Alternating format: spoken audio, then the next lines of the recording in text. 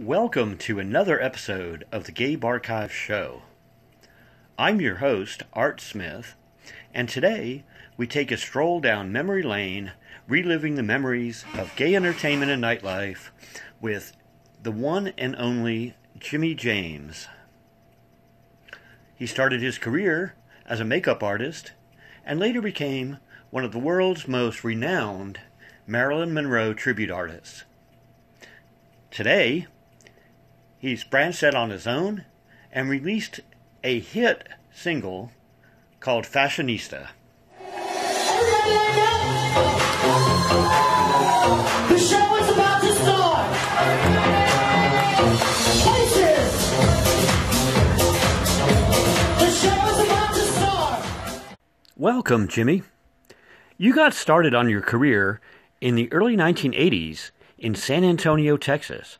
What was that like? It was, it felt a little lonely because I was aware of the gay clubs where the queens were performing and I was in theater, but I wasn't making any money in theater. And I would go to the gay clubs and see these incredible drag queens performing. Naomi Sims, Pauletta Lay, Donna Day. God, there's so many of them. And it felt lonely because I knew about Jim Bailey and I would see him on television, and I kind of knew about Charles Pierce. And so they were live, and then I wanted to do it live, but you know, the bars were kind of like, they would only hire you if you had a title, like a crown of some kind. And of course I was like brand new. Nobody knew who I was or anything. And it felt a little lonely and a little isolating because there wasn't, RuPaul, and there wasn't a drag race. So you kind of were like, oh, should I do this? It felt kind of lonely to like trudge forward. I don't know what gave me that instinct to like carve my way, but I just knew I had to go towards my destiny, which I felt in my heart was going to be entertaining. But thank God I was a little bit weird and would chase that dream of being an impersonator at that time. I started out being a makeup artist because I never thought I could get into perform. I just didn't know that existed enough for me out there. Like if I thought about being a Marilyn Monroe impersonator, I'm like, where's that going to get me? Well, can I do anything with that? And I studied theatrical makeup because I thought, that's going to be my ticket into show business as a makeup artist. I also took dance lessons. I took guitar. All these things that I did prior to Marilyn really came in handy later. The dance lessons, the makeup lessons, also hanging out with the queens who would teach me how to do the wigs and how to style them. I didn't know how to style wigs. I knew makeup, but I didn't know wigs. And so that was a big learning curve for me. And little by little, like I would enter the drag contest, like at Faces in San Antonio. There's a club called Faces. Also the Sunset Boulevard. Also the Bonham Exchange in San Antonio. And I just started where I was because I didn't have money to go anywhere. I didn't have money to go to New York or LA or nothing. I didn't even know I could. So I just started in the bars in San Antonio. And these little bars kind of gave me my chance. And I remember, I would just tell you a funny story. When the girls started getting nervous about Jimmy James, because I started winning contests, drag contests, little ones, not the big title ones where you get a crown, but little talent contests.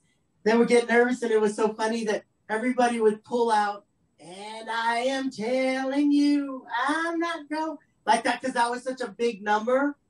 And I would be like, not lip sync, but singing like, I want to be loved by you, just you, and the audience would be going crazy. Or I'd sing happy birthday to somebody, happy birthday to you. And people were freaking out that I was like doing it as Marilyn, singing it live. Well, the Queens, like, they would get around town and all the clubs, like, girl, I'm going to do, and I'm telling you, you know, fuck that Jimmy James. I'm going to do, and I'm telling you, because it was a big rousing number. And this was the early 80s, right? And and there was the one time it got to the point where I got to a contest and there was 4 queens doing And I Am Telling You.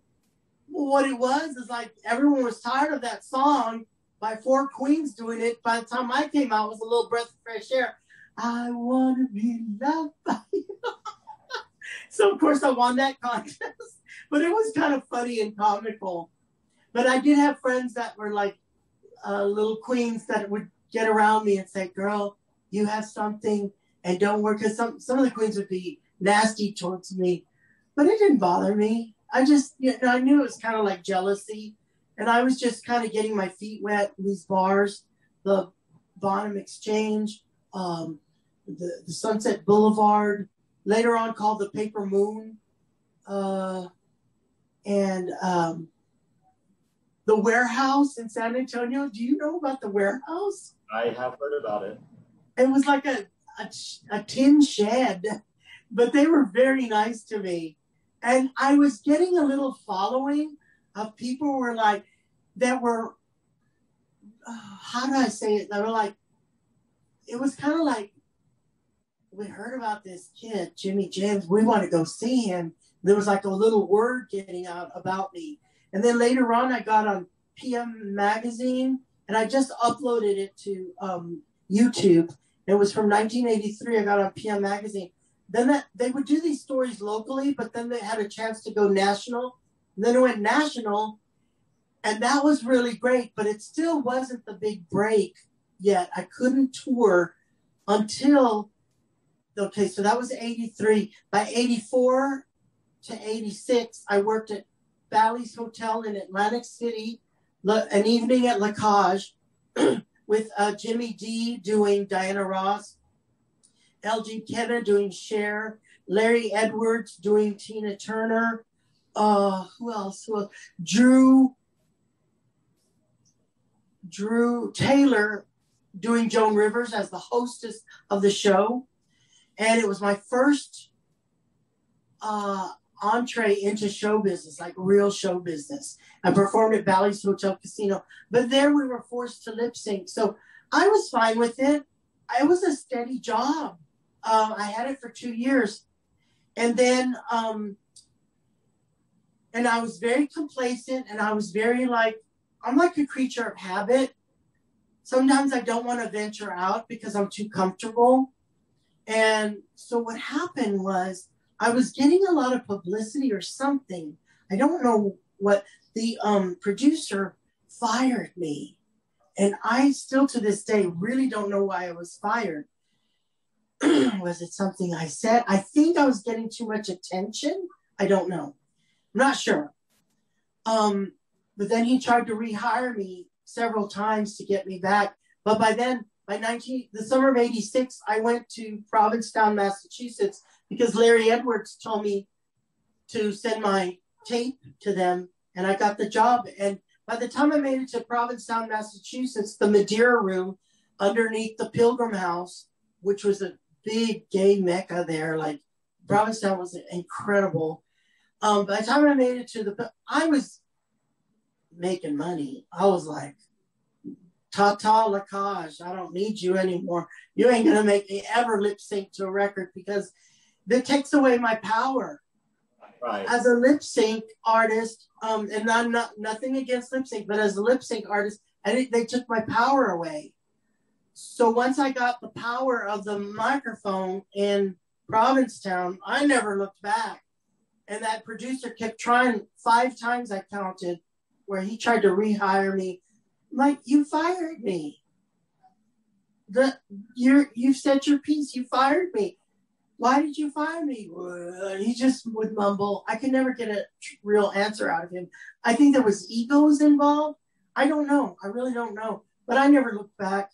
I didn't care. So Provincetown began to break me, and that was the summer of 86, but summer of 87, I got on Phil Donahue, and that cracked it wide open. Yeah, Once I did Donahue, I was able to tour the gay clubs all over the country, and I had fun. I had fun doing these gay clubs because what I used with Marilyn, my muse for doing Marilyn was like she was performing for the troops in Korea, because we really don't have footage of Marilyn performing other than the troops in Korea. Remember the bandanas around the head? I think you've got a bandana on. They would wear the bandana around the head, the bandana around the neck, the bandana in the pocket, and with colors. And it was all this kind of like little fashion thing. And of course, it was also before I started doing Marilyn was like the disco era. And when I would see the Queens, Lady T, I think was her name, big black queen, glamorous. And she would sing, "Come with me tonight. All across the universe, we will sail for the stars. Meet beyond." And I remember seeing her and it was the Sunset Boulevard in San Antonio. And I was like, oh my God. And I subsequently would see Naomi Sims and Donna Day and Tasha Cole, all these queens performing. And I had a premonition at that point. And what was this, the early 80s? Probably 79, 80. So, and I would think, what if, and I mean, this was so far-fetched, what if I could ever write a song that drag queens would want to lip sync to? And my dream came true. It did. Many, many years later, but it came true. It did. And when I was writing the song, I didn't even think about that. I just wanted to write a hit. I was desperate to write a song and get a record deal and all that. And so when I wrote Fashionista, then I got a record deal and I made my own album, Jamestown. And then YouTube was invented. And my friend called me up, and this was around 2007. He says, "Have you looked on YouTube?" No. He goes, "Girl, Google Fashionista on YouTube." And there's all these queens from around the world doing Fashionista. My dream came true. Right?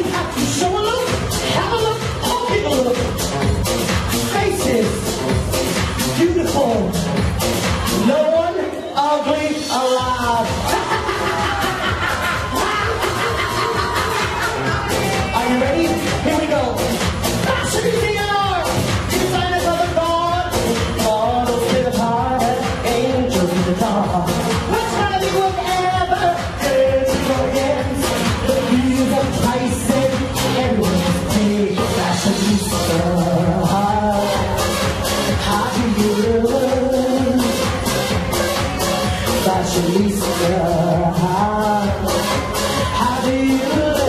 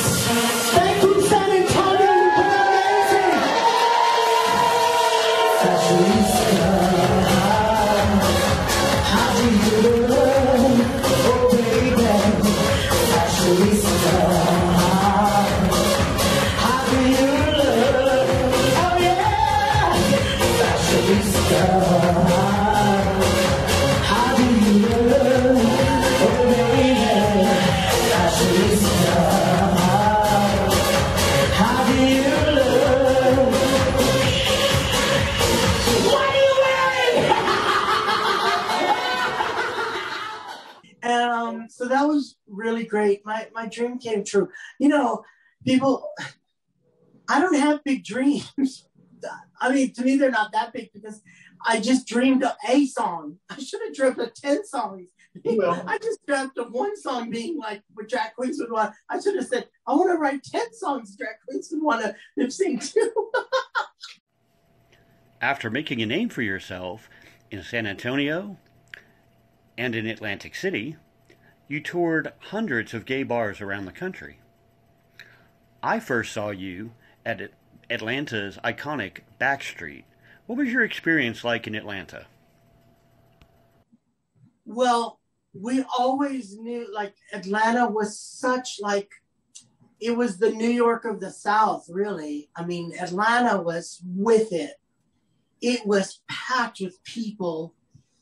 They were, not only was it like a fun party place, just incredible, sweet people, you know, that Southern charm. And I'm from the Southwest, which is San Antonio, but the Southern charm of Atlanta was amazing. And the eclectic, there were so many different races of people in Atlanta. And for the most part, everybody got along great. And the clubs, there was a vibe of in being at Backstreet and the Armory, right? I was at the Armory as well. Yeah. There was this feel under Vicky Vera, who that girl had a great sense of humor. And so there was a climate of fun. There was a climate of jovial. There was a climate of, nobody had cell phones. You actually had to engage with people. Right. You really did. Like, if you're shy, you had to figure out a way to get out of your shyness, or else you're going to be like in a corner with nobody. So, but Atlanta had such an energy, and it's like Southern, it was like a New York, but in a Southern way. Because I spent time in New York, so I could tell it was like that same kind of kinetic, fun energy. And I don't know, I haven't been to Atlanta in a long time, so I can't tell you what it's like now, but that mecca of that area around Backstreet and all those people, it was the best word I can say is so much fun. It was fun. And Charlie Brown doing his shows up there. Charlie is still doing shows. I love Charlie. He would do incredible shows up there with the queens performing. So like there was like be a different room from where the main dance floor and stage were. So let's say I would perform in that main dance floor stage, and then I could go with my manager. We could go sit and watch Charlie Brown in another room, which was a loungy kind of cabaret room. Right. The fun thing about these clubs, there were meccas of like complexes. So they had different rooms, like big rooms. Right. And you could go to, and as I traveled around, the Power Company is another one in North or South Carolina. That was a big dance club, just like Bonham as well in San Antonio. That had different rooms you could go to, and you could feel loungy in one room. You could feel a pool table feeling in another room. You could go out to the patio outside in the back, or you could go to the big giant dance floor where many a song ideas came to me when the DJs were just pounding on that big sound system. And you know how there's a musical break in a song? When it goes into that musical break, I mean, songs just start pouring out of me. If only I had a recorder to get to record them. And, you know, we didn't have phones with recorders back then. I was like, oh God, all these lyrics are pouring out of me and I can't record them. But so much fun. God. Then I remember going to one, you know, you remember the big gray ones, and then you also remember the little teeny dumps. There was one in Kalamazoo. I can't tell you the name of it. I forgot. I had to change in a trailer and sing in like what was like somebody's home sound system with those big wooden speakers, you know, made out of wood. And they're like, what, 3 feet high?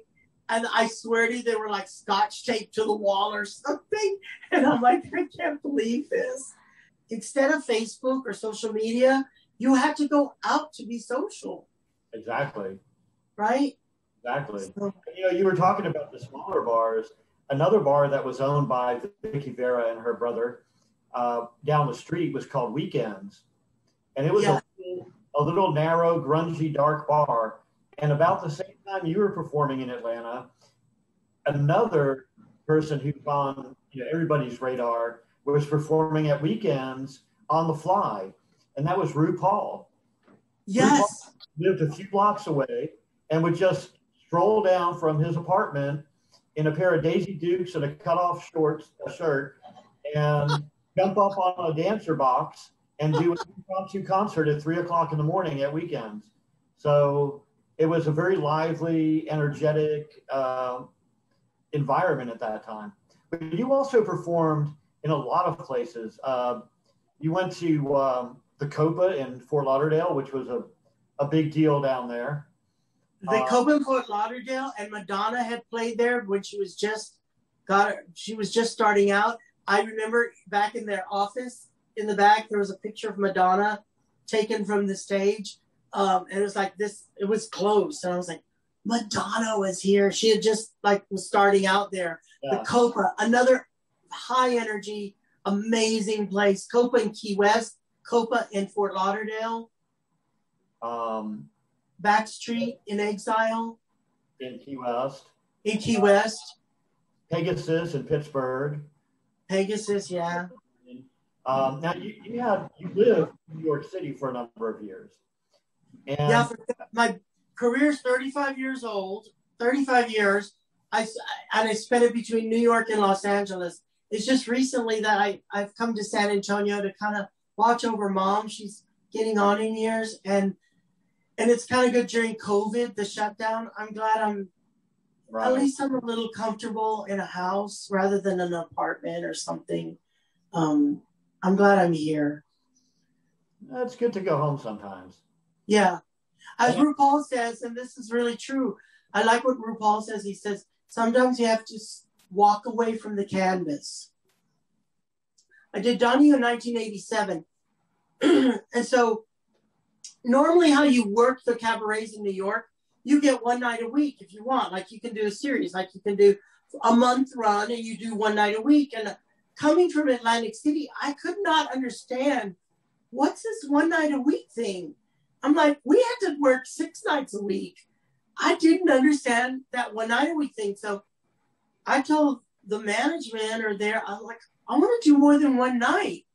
Well, luckily it was because of Donahue that I was able to do like, let's say a month run doing 4 nights a week and that to me seemed normal, but it really wasn't normal.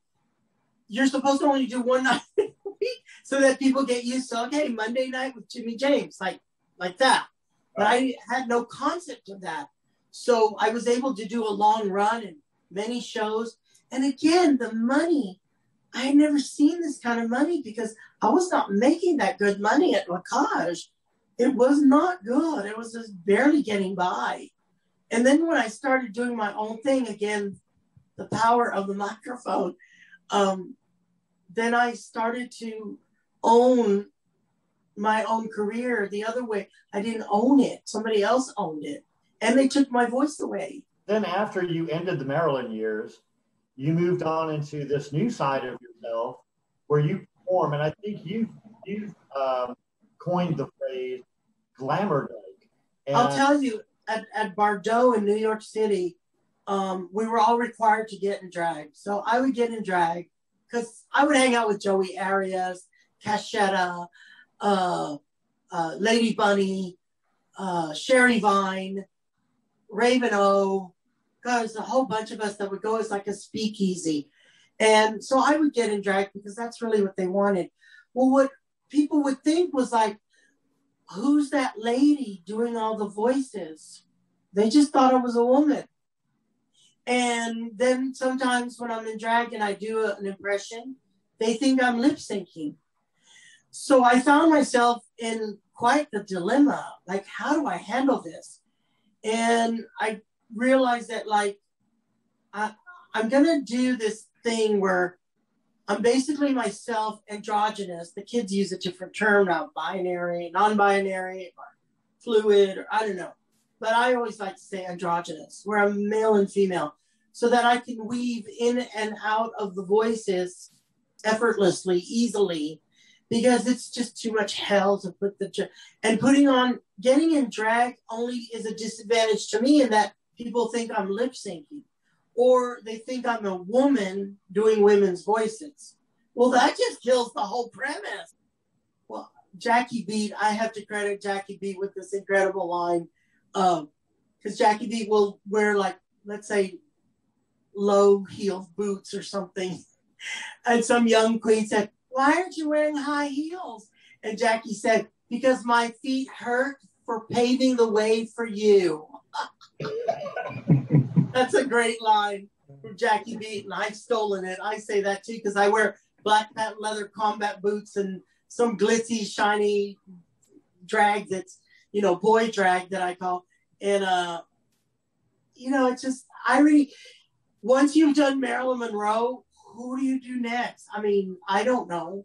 Well, you've done a great job of taking your career from, being known primarily for one character to where it is now, where you could do a dozen characters, do them all well, and then still do your own personal stuff on top of that, which is something that most performers have never accomplished. All the impressionists, all the impressionists always dreamed about having their own record. And it's very hard to break through that. I mean, really hard, because everybody wants the immediate recognition. They want that. They want, just give me Cher, just give me, Frank Sinatra, just give me Elvis. They want that. Once you start your career as an impressionist, right? And I don't mind doing the voices. I actually love it. But in a way, the impressionist or the impersonator, sometimes they're singing these great songs from these great artists, maybe as those great voices, and they don't have a hit themselves. Right. So I feel like with Fashionista, I just went full circle. Like, I completed myself. I could sing the hits of Patsy Cline and Cher and Judy Garland and Billie Holiday and Barbra Streisand. I can sing all their hits, but then I got a hit too. And it makes me feel kind of complete in a way. I still want to do a documentary, and I still want to do about my Maryland years, and I want to do a book.